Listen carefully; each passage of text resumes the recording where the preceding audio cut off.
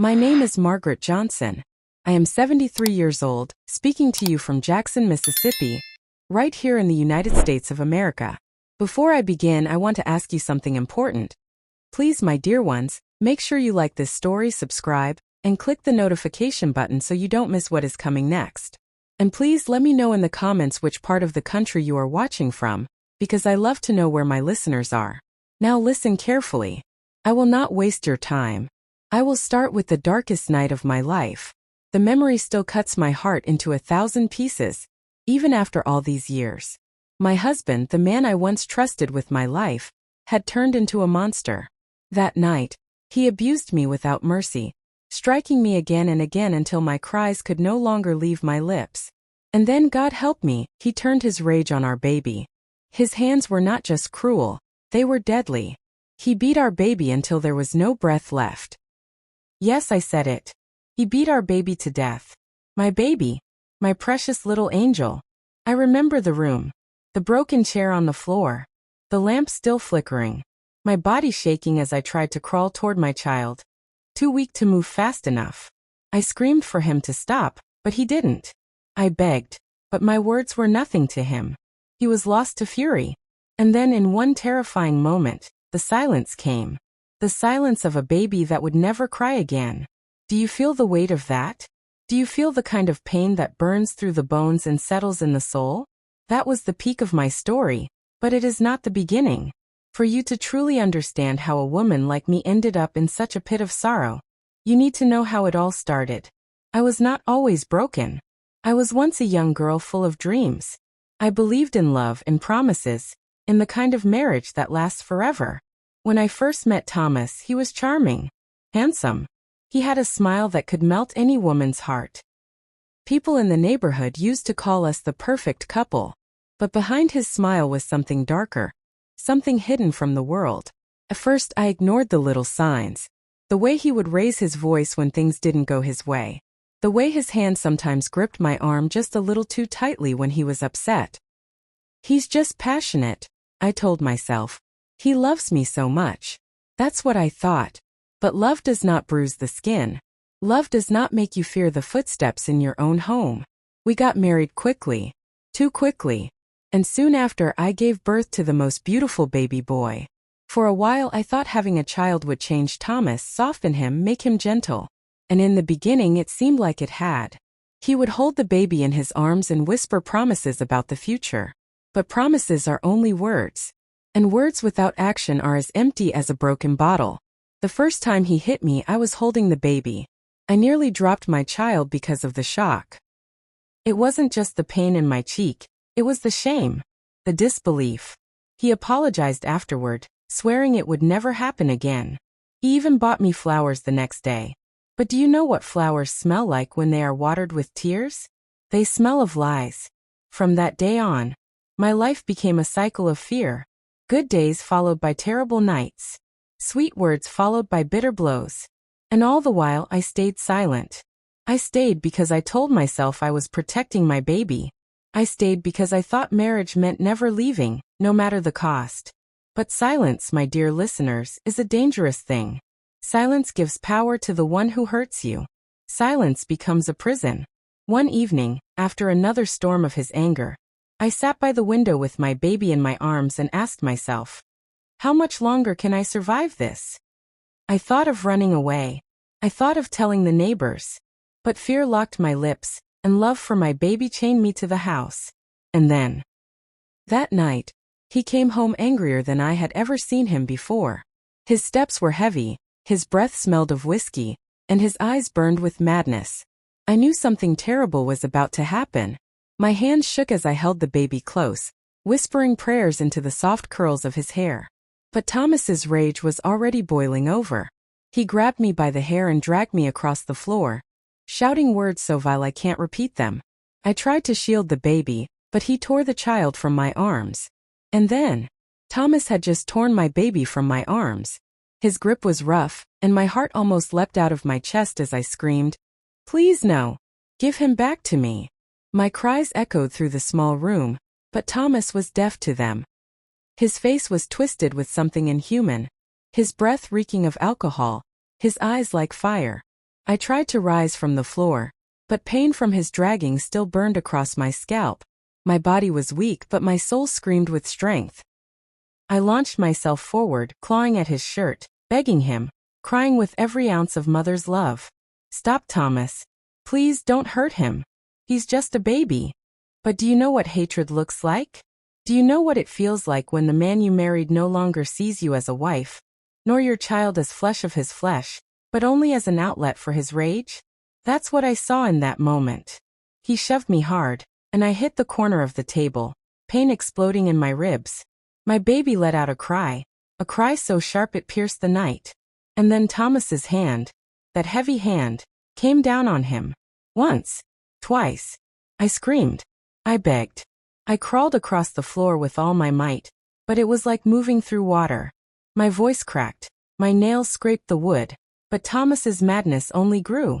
The sound of my baby's cries still ring in my ears even now. And then those cries stopped. Silence.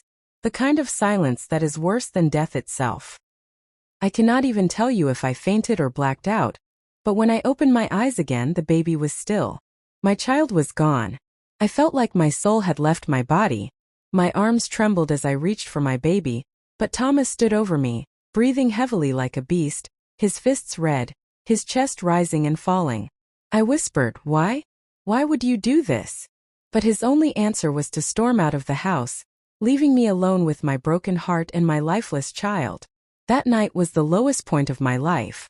I rocked my baby's still body in my arms until the morning light crept through the window. My tears had dried, but my pain was endless. And in that moment, something inside me died, too. I realized I had not just lost my child, I had lost myself. But let me take you back. Let me tell you how the chain of events grew darker and darker, leading to this night of horror.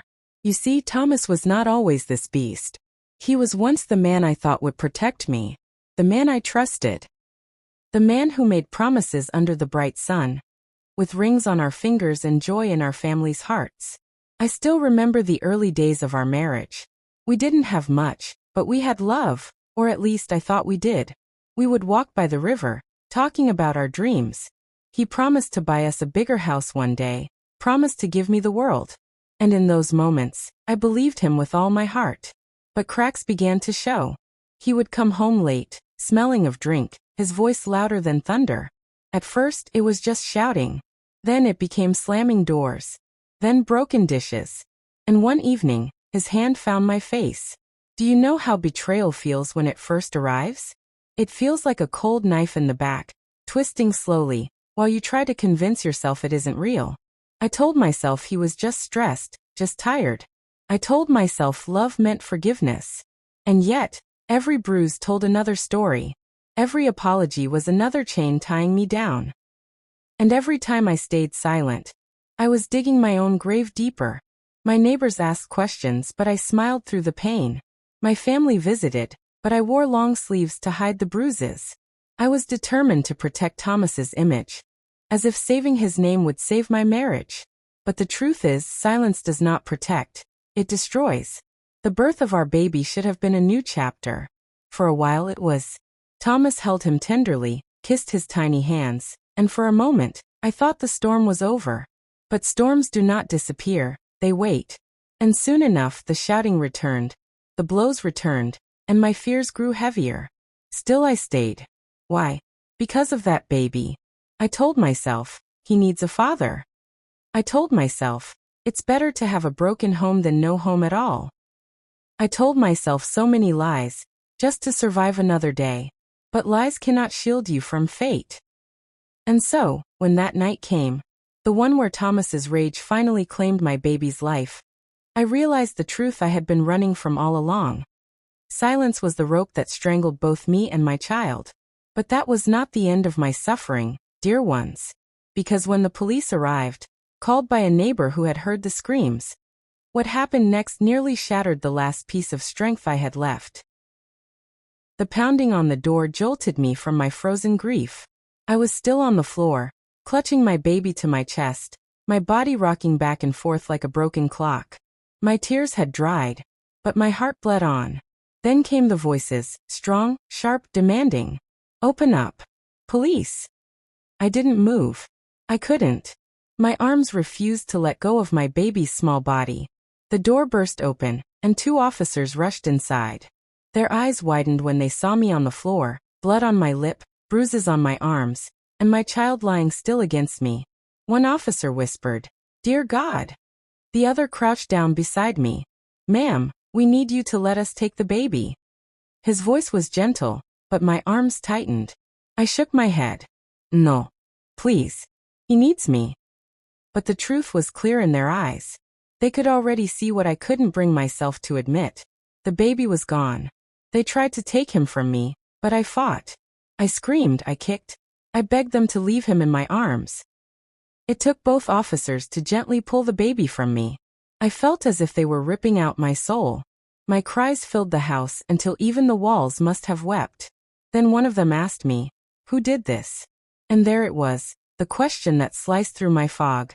Who did this? I should have spoken the truth immediately. I should have said Thomas's name, loud and clear. But do you know what years of fear do to a woman? They steal her tongue. They make silence her second skin. I lowered my eyes and whispered. I fell. It was an accident. The officers exchanged a glance. They didn't believe me. I could see it in their faces. But my fear was stronger than my need for justice.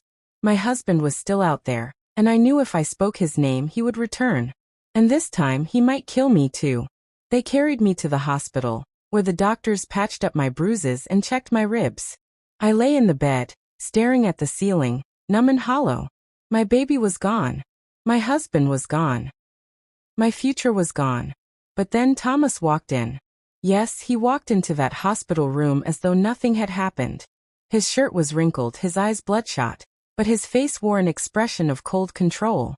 He came straight to my bed, leaned close, and whispered so only I could hear. "If you tell them what really happened, you'll regret it. Do you understand me?" My blood ran cold. The officers had been right outside the room, but Thomas spoke so softly that no one else heard.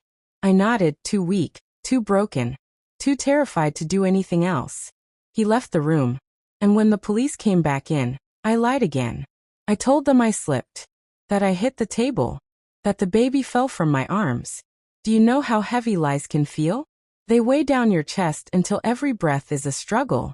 But in that moment, lies were the only thing keeping me alive. Days later, after the funeral of my baby, I found myself back in that same house. Empty. Haunted. Thomas sat in the living room with a glass of whiskey in his hand, staring at me as though daring me to speak. He didn't apologize. He didn't cry. He didn't even mention our baby.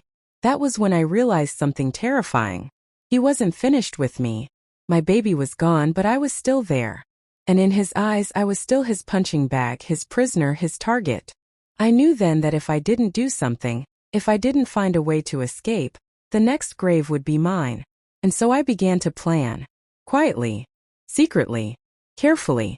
I knew I had to outsmart him because one wrong move would mean my death. But little did I know, the moment I thought I had found a way out, something happened that shook my world all over again. After the funeral, the house felt like a graveyard. Every corner reminded me of my baby. The empty crib, the little socks folded neatly in the drawer, the faint smell of baby powder still lingering in the air. I walked through the rooms like a ghost, my heart heavy with grief, my body heavy with fear. Thomas hardly spoke to me. When he did, it was not about our loss. No. He spoke of himself, his job, his hunger, his anger. It was as if our baby had never existed. The man I once thought was my partner had turned into a shadow without a soul. That was when the thought began to grow inside me. I needed to leave. At first, it was just a whisper in my mind. Run, it said. Before he kills you too. But running was not simple. I had no money of my own. He controlled the bank accounts, the car keys, even the phone. And worse, my silence to the police had trapped me. To the world, I had already called the tragedy an accident. Who would believe me now? Still, I knew if I stayed, I would not live to see another year. So I began to plan in secret. I hid away a few dollars from the grocery money. Just coins at first, then small bills. I tucked them into the lining of my pillowcase. Each coin felt like a seed of hope. I also began memorizing the bus routes. The Greyhound station was 2 towns away, and I knew if I could just get there I could disappear. But living in fear is like walking on glass. You never know when the next step will cut you. One night, Thomas came home later than usual. His eyes were wild, his steps heavy. I quickly realized he was drunk, more than I had ever seen him before. He stormed into the kitchen, slamming drawers and cabinets, searching for something. I stayed quiet in the corner, praying he wouldn't notice me. But then he turned. His eyes locked on mine. "What are you hiding?" he growled. My heart nearly stopped. Did he know? Did he find the coins? Did he sense my plan? I shook my head. "And nothing," I whispered. He grabbed my wrist so hard I thought my bones would break. "You think I don't see you sneaking around?" he shouted. "You think you can run from me?" His words were knives. Somehow he knew. Or maybe he just sensed the shift in me, the small spark of defiance that had returned to my eyes. I tried to pull away, but his grip tightened. He shoved me against the wall, his face inches from mine. "If you ever try to leave me, Margaret, I swear, no one will ever find your body." His breath was hot and bitter with whiskey. His eyes burned with a promise of death. I thought I might faint, but somehow I held back my tears. I knew showing fear only fed him more. So I nodded, pretending to agree, pretending to surrender. And for a moment he believed it. He released my wrist and staggered back to the couch, muttering curses until he passed out cold. That night I sat awake in the dark, staring at him as he slept. His chest rose and fell, but in my heart, I saw a predator resting. And I knew something with certainty: my time was running out. I had to escape. But just when I thought I would make my move, life threw me a twist I did not expect. A neighbor, an older woman named Mrs. Carter, knocked on my door the next morning. She looked at my swollen wrist, my tired eyes, and without asking questions she whispered, "I know. I've heard the screams. You don't have to stay silent anymore." Her words lit a small fire in me. Someone had noticed. Someone cared. For the first time I felt a tiny thread of hope. Maybe I was not as alone as I thought. But before I could answer her, before I could reach for that thread of hope, the sound of heavy footsteps came from inside the house. Thomas was awake, and he had heard every word. Thomas's footsteps pounded on the wooden floor. My heart froze as his shadow stretched across the hallway. Mrs. Carter's eyes widened, her face pale with fear. She must have realized she had said too much, but it was too late. The door creaked open wider, and Thomas appeared. His eyes were bloodshot, his jaw clenched tight. What did I just hear?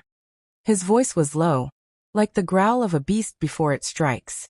I tried to speak, but my tongue felt heavy. Mrs. Carter, brave woman that she was, straightened her back and said, "I was just checking on Margaret. That's all." Thomas's gaze shifted between us. He stepped closer, his presence filling the doorway. "You think you can come into my house and stick your nose where it doesn't belong?" His voice rose, the fury bubbling just beneath the surface. Mrs. Carter didn't back down. "Everyone in this neighborhood hears the screams, Thomas. We all know what's happening here." For a moment, silence. Then Thomas laughed. A cold, bitter laugh that made the hairs on my arms rise. "Is that so?" He stepped right up to her, towering over her small frame. "Then you'd better keep your mouth shut if you know what's good for you." I grabbed Mrs. Carter's hand, trying to calm the situation. "Please," I whispered. "Go home." Her eyes met mine, filled with pity and worry. She finally nodded, turning to leave.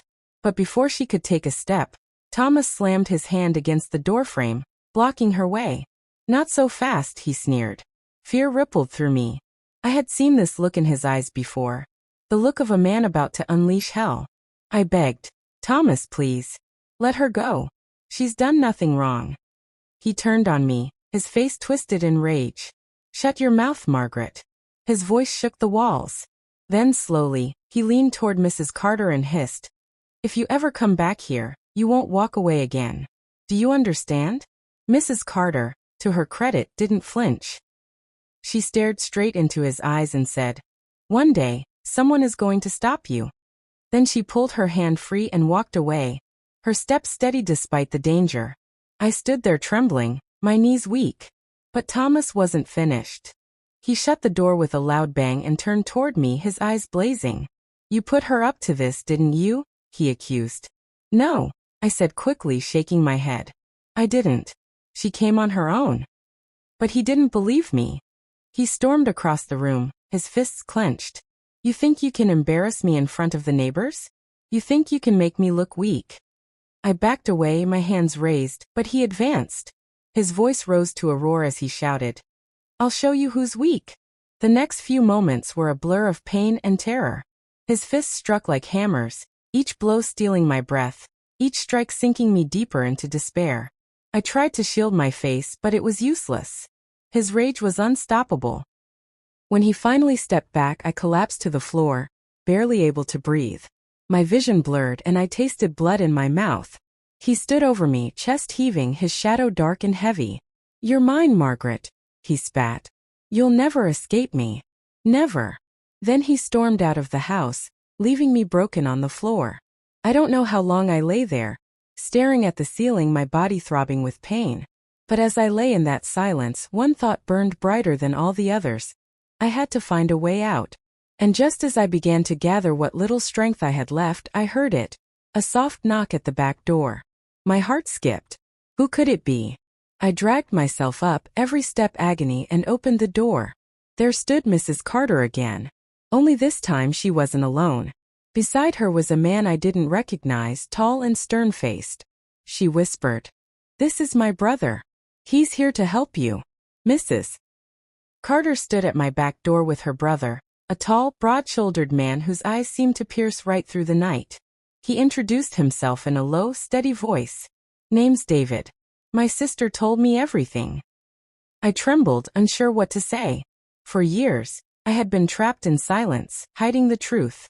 Now here was a stranger, standing in my kitchen doorway, offering me the one thing I hadn't dared to dream of, help. But fear still gripped me. My voice was barely a whisper. "If Thomas finds out you're here, he'll kill us all." David's eyes hardened.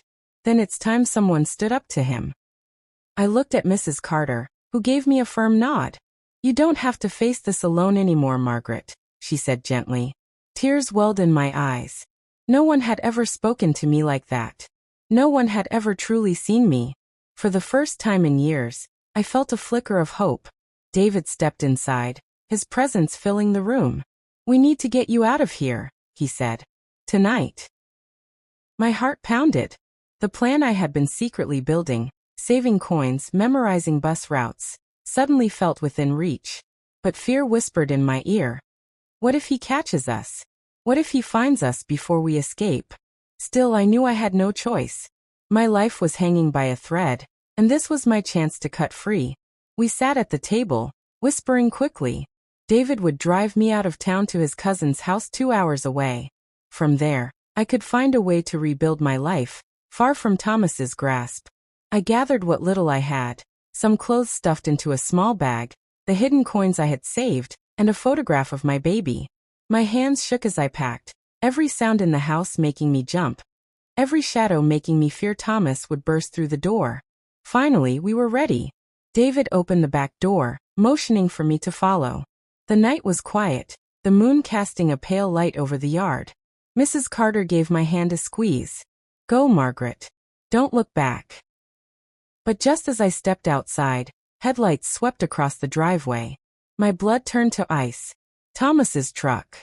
The sound of the engine cut through the silence like a knife. He was home early. Too early.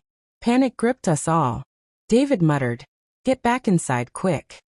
We rushed in and shut the door, hearts racing. Thomas's heavy boots crunched on the gravel as he slammed the truck door and headed toward the house. I froze, clutching my bag to my chest. If he found David here, if he realized we were planning to leave, his rage would be beyond anything I had ever seen. The front door rattled as Thomas shoved it open, his voice booming through the house. "Margaret, where are you?" David motioned for silence. He stepped to the side of the kitchen, his jaw clenched, ready to face the monster who had ruled my life for too long. The footsteps grew louder, closer. Then Thomas appeared in the doorway, his eyes narrowing when he saw David. The air thickened with tension. Two men now stood face to face. My husband, the abuser who had destroyed my life, and David, the stranger who dared to stand in his way. Thomas sneered. And who the hell are you? David's voice was calm but firm. The man who's going to make sure you never hurt her again. For a heartbeat, the world seemed to hold its breath. Then Thomas lunged forward, his fists flying, his roar shaking the walls. Thomas lunged across the kitchen like a rabid animal, his fists swinging with raw fury. David didn't hesitate. He stepped forward, blocking the blow with his arm, then shoved Thomas back with the strength of a man who had seen fights before. The table shook, dishes clattered, and I stumbled against the wall, clutching my bag to my chest. Get out of my house. Thomas roared, his face twisted, spit flying from his mouth. This isn't your house anymore, David shot back. His calm voice carried more weight than all of Thomas's shouting. You lost the right to call it a home the moment you laid hands on her. That only made Thomas angrier. He charged again, this time slamming David into the counter. The crash echoed, and for a moment I feared David would fall. But he pushed back, landing a solid punch to Thomas's jaw. Thomas staggered, stunned, before grabbing a knife from the counter. My scream filled the room. Stop. Please stop. The blade gleamed in the dim light as Thomas waved it wildly. I'll kill you both, he bellowed. His voice was no longer human. It was the sound of a beast cornered, a man drowning in his own madness. David raised his hands, keeping his eyes locked on Thomas. You don't want to do this. But I knew Thomas did. He had wanted to for years. And now, with his pride wounded and his power slipping, he would rather spill blood than surrender. He lunged with the knife. Everything slowed. I saw the blade flash toward David's chest, saw David twist to the side just in time, the knife grazing his arm instead. Blood stained his sleeve, but he stayed on his feet. He grabbed Thomas's wrist, twisting it hard until the knife clattered to the floor. The two men grappled, bodies crashing into furniture, grunts and curses filling the air. I backed into the corner, trembling, tears streaming down my face. My whole life seemed to hang in that moment.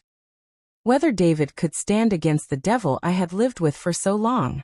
Finally, with a surge of strength, David pinned Thomas to the ground, his knee pressing hard against his chest. Thomas thrashed, his face red with rage, but David held him firm. Call the police, David shouted to me. My hands shook as I reached for the phone. The weight of years of silence pressed down on me. But this was my moment. My voice cracked as I dialed 911 and whispered the words I had been too afraid to say.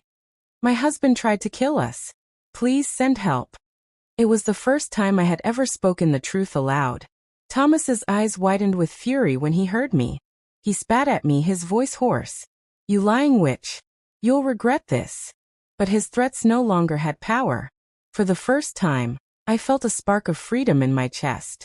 We waited in that tense silence, David holding him down, me clutching the phone, until the wail of sirens grew louder. Red and blue lights flashed through the windows, painting the walls with hope. The police burst through the door, weapons drawn. They saw David pinning Thomas, the knife on the floor, my bruised face, and they acted fast. Within moments, Thomas was in handcuffs, his shouts filling the night as they dragged him outside. I collapsed to my knees, sobbing with relief and exhaustion. David crouched beside me, his voice steady despite the blood on his arm. You're safe now. But deep inside, I knew safety was not so simple. Men like Thomas don't just vanish. Even behind bars, their shadow lingers. And I was right. Because just days later, after the police promised me he would stay locked up, I learned something that made my blood run cold. Thomas was not going to stay in jail. For the first time in years, I thought I could breathe. With Thomas in handcuffs, the house finally felt free of his poison. But my relief was short-lived. 3 days later, a detective came to see me. He sat at my kitchen table, his hands folded, his face tight with unease. Mrs. Johnson, he began carefully, we need to talk about your husband's case. My stomach dropped. What about it? He sighed. The district attorney says there isn't enough evidence to keep him locked up. You've covered for him too many times in the past. All the reports we have are accidents, your words saying nothing happened. Without your testimony, and without any witnesses willing to stand in court, he could be released on bail. The world spun around me. My mouth went dry. Released. I whispered. After what he did, the detective lowered his eyes. I'm sorry, but the system can only work with the truth, and your silence has tied their hands. I felt as though a pit had opened beneath me. For years I had thought silence would keep me safe, but now that silence had become a weapon against me. When the detective left, I sat at the table with my head in my hands. David and Mrs. Carter were there watching me closely. David clenched his fists. If they let him out, he'll come straight here. He won't stop until he finishes what he started. Mrs. Carter touched my arm gently. You have to speak up, Margaret. No more silence. It's the only way to save yourself. Her words struck deep, but fear still lived in me. Fear of Thomas's wrath. Fear of standing in a courtroom and reliving every bruise, every scream, every loss. Fear of looking into his eyes and seeing that devil's smile again. That night I couldn't sleep. I lay awake staring at the ceiling, my heart pounding with dread. I saw flashes of the past, the bruises, the lies, the baby's still body. Every memory screamed the same truth. If I stayed silent any longer, he would destroy me. The next morning I went to the courthouse. My legs shook as I walked up the steps, but David was beside me, his presence strong and steady. Inside, I finally gave my statement. I told the truth, the whole truth. About the years of abuse, the violence, the night he killed our baby. My voice cracked, my hands trembled, but I spoke. The prosecutor listened carefully, writing everything down. When I finished, he nodded. This changes things. We'll fight to keep him inside. But you must understand, he has a lawyer, and he'll fight back. It won't be easy. I nodded. I don't care how hard it is. I won't be silent anymore. For the first time, I felt a strange strength rising inside me. But little did I know, Thomas was already pulling strings of his own. 2 nights later, I received a phone call. When I answered, a cold voice whispered on the line. You think you can put me away, Margaret? Think again. I'll be out soon, and when I am, you'll pay for every word you spoke. It was Thomas. My knees buckled, and the phone slipped from my hand. He was supposed to be behind bars, but his threats still found me. Fear returned like a flood, drowning me all over again. And then, 3 days later, the news came that shattered the fragile hope I had built. Thomas had made bail. He was free. When I heard that Thomas had been released on bail, it felt like the air was sucked out of my lungs. My hands trembled, and my chest tightened until I could barely breathe. David was with me when the call came.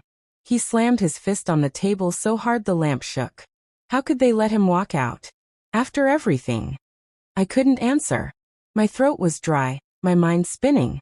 All I could think about was Thomas's voice on the phone, promising revenge. That night, I hardly slept. Every creak of the house made me jump. I kept imagining his shadow outside the window, his heavy footsteps creeping up the porch steps. David stayed awake with me, a baseball bat by his side, his jaw set with grim determination. By the second day, neighbors began whispering. Mrs. Carter came over, her face pale with fear. Margaret, she said, gripping my hand, he's been seen in town. He's asking about you. My heart nearly stopped. Asking what? Her lips pressed tight. Where you're staying, who you're with. He looks worse. Like a man with nothing left to lose. I wanted to collapse right there. My whole body shook. He's going to kill me, I whispered. David tightened his grip on my shoulder. Not if I'm here. But deep down, I knew Thomas wouldn't stop until he had his hands on me. Days passed in a blur of dread.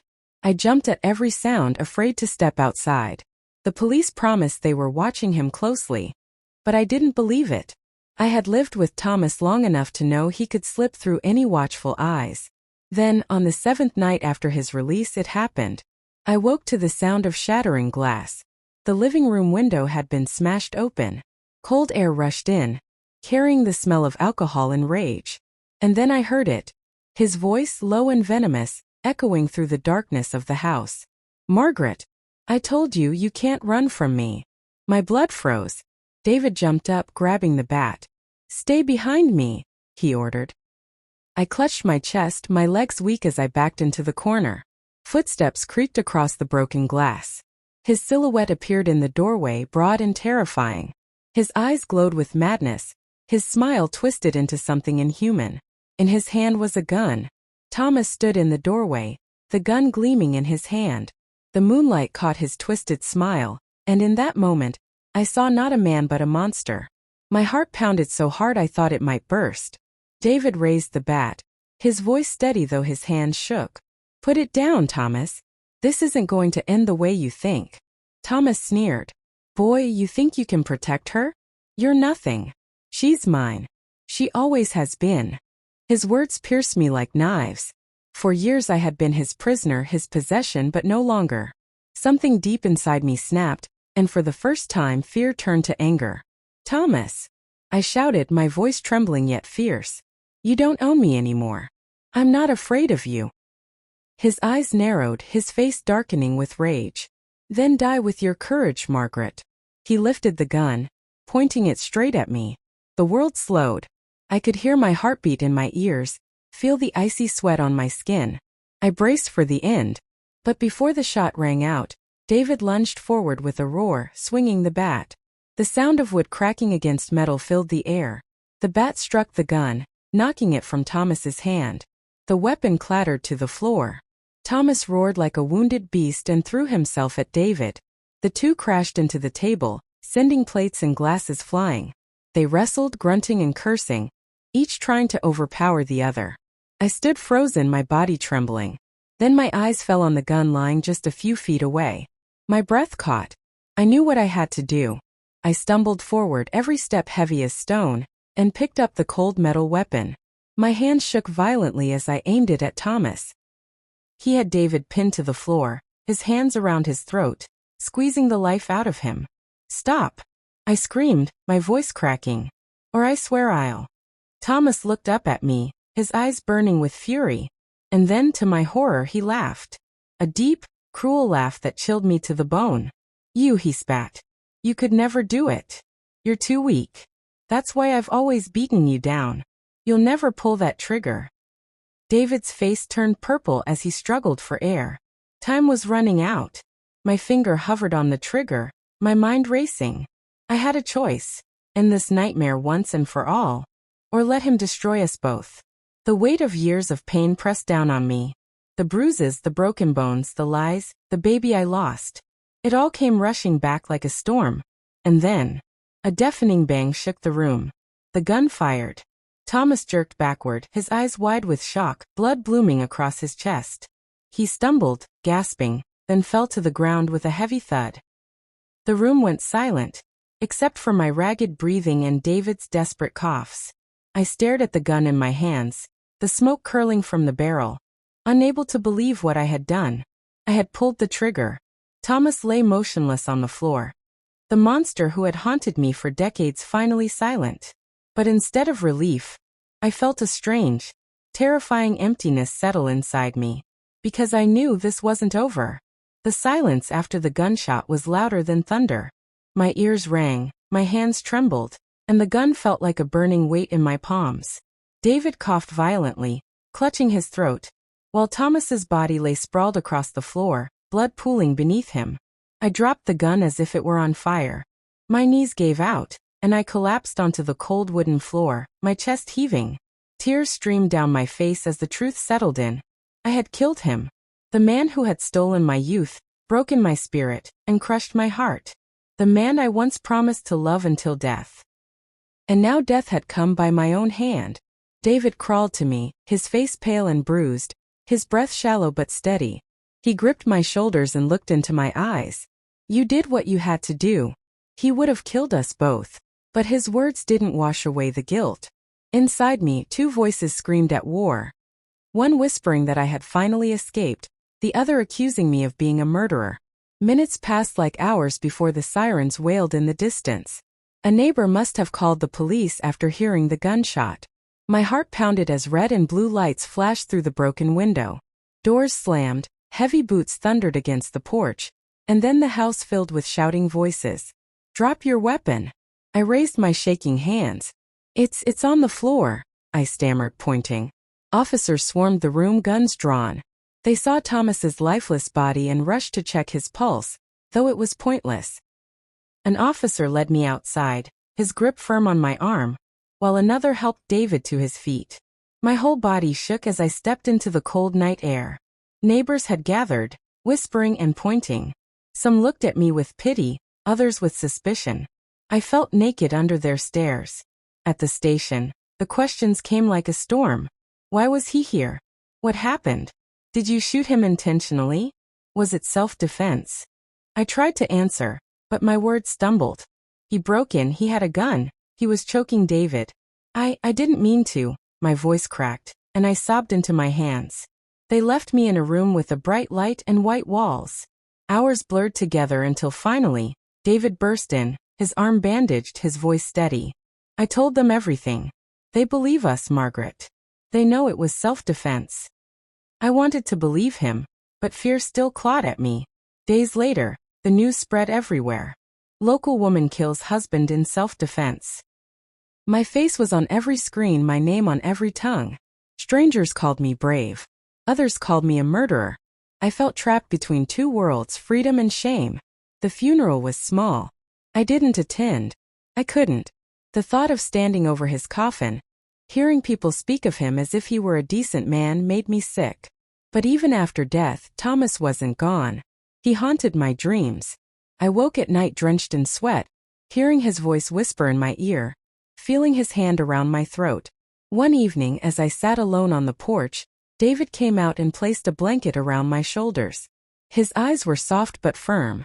Margaret, you can't let him win again. He's gone. You're free. I looked out into the dark horizon, my heart heavy.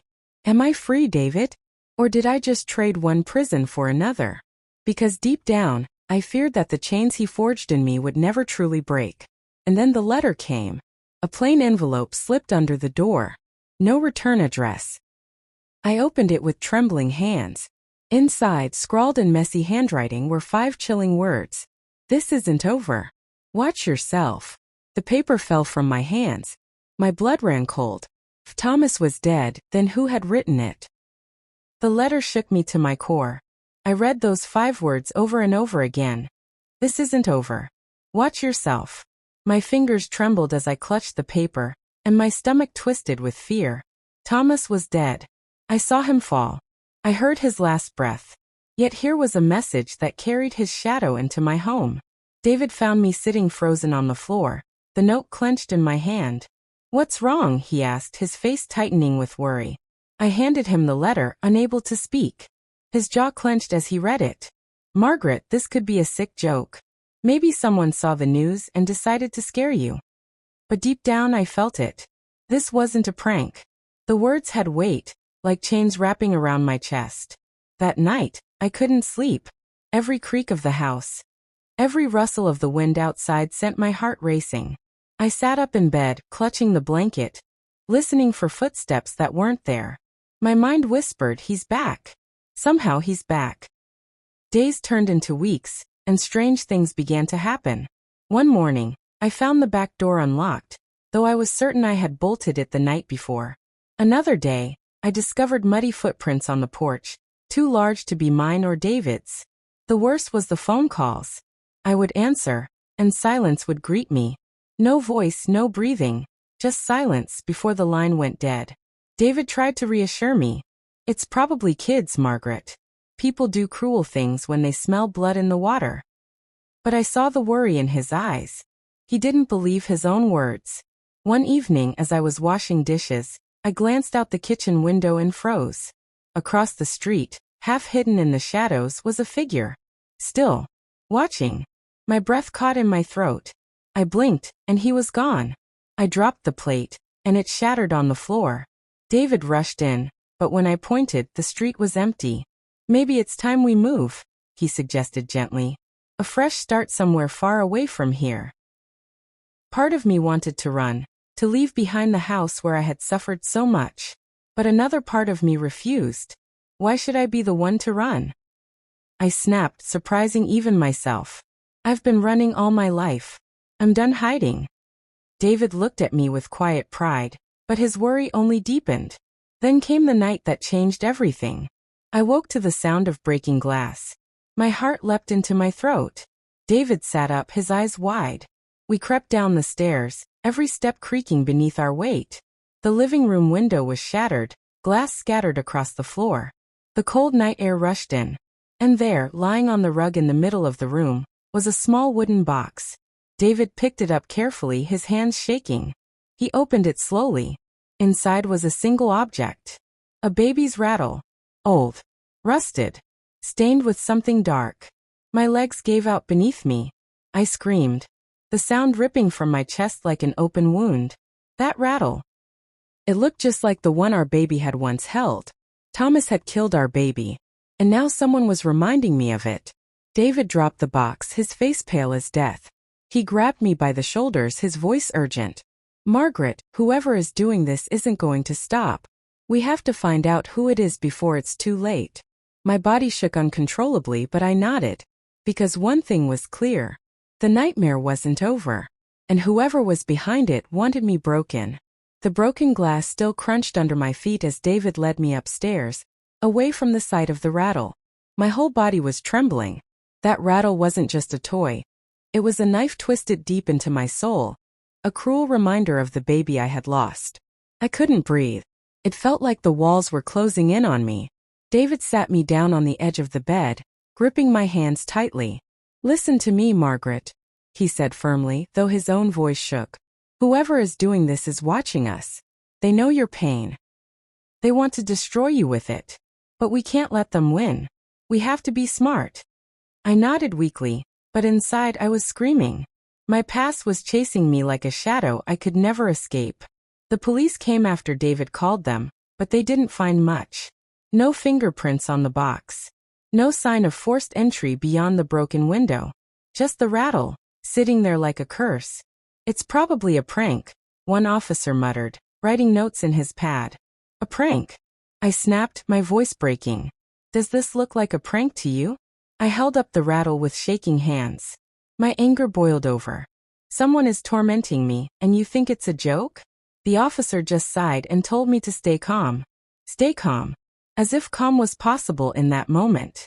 After they left, David tried to reassure me again, but his eyes betrayed his fear. That night, neither of us slept. Every creak, every gust of wind made us sit upright in bed, waiting, listening. Days passed, and the torment continued. More letters slipped under the door. More late-night phone calls. More shadows at the edge of the street.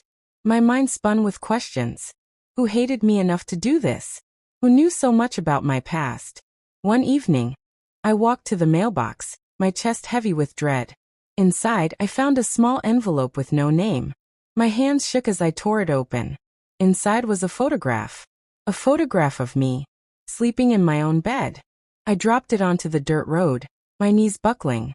Someone had been inside my house, watching me, close enough to hear me breathe. When I showed David, his face drained of color. He didn't speak for a long time, then finally said, "This isn't just about scaring you. This is about control. They want you to live in fear every second of your life." And he was right. Because from that moment on, I never felt safe. Not in daylight. Not even with the doors locked. But the stalker wasn't done yet. One rainy night, as lightning cracked the sky, there came a pounding at the door. Loud. Demanding. My heart jumped into my throat. David grabbed a baseball bat and motioned for me to stay behind him. The pounding grew louder. "Margaret!" a voice shouted from outside. "Open this door right now, or I swear you'll regret it." The voice was deep, raw with anger, and chillingly familiar. I froze where I stood. My lips trembled as I whispered, No, it can't be." David glanced at me, confused. "Who is it?" But I couldn't answer, because I knew that voice. I had heard it in my nightmares for years. It was Thomas's brother, and he was here for me. The pounding grew louder, and my knees weakened with every thud. "Margaret!" the voice roared again. "I know you're in there. You think you can hide from me." David gripped the bat tightly, his jaw clenched. "Who is he?" he demanded in a low voice. I swallowed hard, my throat dry as sand. "It's Thomas's brother. Andrew." David's eyes widened. "Andrew? The one who disappeared after the funeral?" I nodded, my body trembling. Memories of Andrew came rushing back. His piercing stare, the way he had once defended Thomas, even when the truth about his cruelty started to show. And the chilling words he once whispered to me at the graveside. Blood pays for blood. David whispered urgently. Don't open the door. Call the police. But before I could move, the pounding stopped. Silence pressed against the house. My breath caught. I could feel Andrew's presence outside, waiting, watching. Then slowly, a shadow moved past the window. We stayed frozen for what felt like hours, listening, praying he would leave. Finally, when silence lingered too long, David crept to the window. He peered out, then cursed under his breath. He's gone, he said softly. But his voice carried no relief, only dread. The next morning we found the message. Scrawled across the front door in jagged red paint were the words, "You stole him from me. Now I'll take everything from you." My heart sank as I read those words. Andrew didn't believe his brother had died by accident. He believed I had taken Thomas's life, and he wanted revenge. The days that followed were a blur of fear. Andrew didn't come back right away, but the signs of his presence were everywhere. Tools missing from the shed, footsteps in the mud outside, the sound of heavy breathing through the phone late at night. Then came the night when he struck again. David had gone to the store, leaving me alone. I was sitting in the living room trying to calm myself with a cup of tea when I heard it. A creak on the stairs. My blood ran cold. Slowly, I turned my head toward the staircase. And there he was. Andrew. Standing on the third step, his face half hidden in the shadows, his eyes burning with hatred. I dropped the cup. It shattered on the floor, hot tea splashing across my feet. My voice caught in my throat. You ruined everything, he growled, his voice low and venomous. You destroyed my brother, and now I'll destroy you. I stumbled backward, my body shaking. Please, Andrew, listen to me. Thomas wasn't the man you think he was. He hurt me, he. Lies, he snapped, cutting me off. You poisoned him against his own family. You made him weak, and then you killed him. Now it's your turn to suffer. He stepped down another stair, his shadow growing larger, darker. I tried to move, but my legs wouldn't obey. I was frozen in place, trapped like a cornered animal. And then, before I could scream for help, Andrew lunged. His hands reached for my throat, his eyes blazing with hatred. I staggered backward, my heart pounding like a war drum. My fingers scrambled against the wall until they found the edge of a lamp. Without thinking, I swung it with every ounce of strength left in me. The lamp cracked against his shoulder, sending him stumbling sideways. He roared in pain but didn't fall. His rage only grew stronger. You can't escape me, Margaret, he bellowed, charging forward again. I darted into the kitchen, my feet slipping on the tiles. My breath came in sharp gasps as I yanked open the drawer and pulled out the first thing I touched, a kitchen knife. Andrew stormed in after me, his face twisted, his teeth clenched. You ruined him, he hissed. And now you'll pay with your life. But just as he raised his fists to strike, the front door burst open. Margaret! It was David. He rushed inside, bat in hand, and swung it hard across Andrew's back. The sound of the blow echoed through the house. Andrew collapsed onto the floor with a cry of rage. Call the police, David shouted. I dropped the knife and scrambled for the phone, my hands trembling. But Andrew wasn't done yet. With a guttural growl, he lunged at David, tackling him to the ground. The two men struggled, fists flying, furniture crashing. Stop it. Please stop, I cried, tears streaming down my face. Finally, with one desperate swing, David struck Andrew across the temple. The man went limp, collapsing against the floorboards. His chest rose and fell shallowly, but he didn't move again. The sirens wailed in the distance, growing closer and closer until red and blue lights painted the windows. The police stormed in, pulling Andrew's body off the floor and dragging him away in handcuffs once he came to. His eyes locked on mine as they carried him out, and his lips curled into a chilling smile. This isn't over, he whispered. The words sent a shiver down my spine. Even as he was taken away, I knew the shadow of his hatred would linger. After that night, David and I were never the same. The house no longer felt like a home. It was a battlefield scarred with memories too heavy to bear. We eventually moved far away, to a quieter place where the wind didn't carry whispers of the past. But the scars, oh, they remain. I tell you this, my dear ones, not to frighten you, but to warn you. Evil doesn't always stay buried. Sometimes it wears the face of someone who should have protected you. Sometimes it follows you even when you think you've escaped. But listen closely. Fear is not the end. Strength is. Resilience is. The courage to speak, to fight, to survive. That is what carries you through the darkest valleys. I survived Thomas. I survived Andrew. And though the pain will never truly leave me, I am still here. Stronger. Louder. Wiser. So I leave you with this. Never let silence trap you. And never let fear win. Thank you for walking with me through this long and painful story. Please like, subscribe, and click that notification bell so you don't miss the next ones I will share. And one more time, tell me in the comments where you're watching from. Until we meet again, remember, evil can break bones, but it can't break a soul that refuses to bow.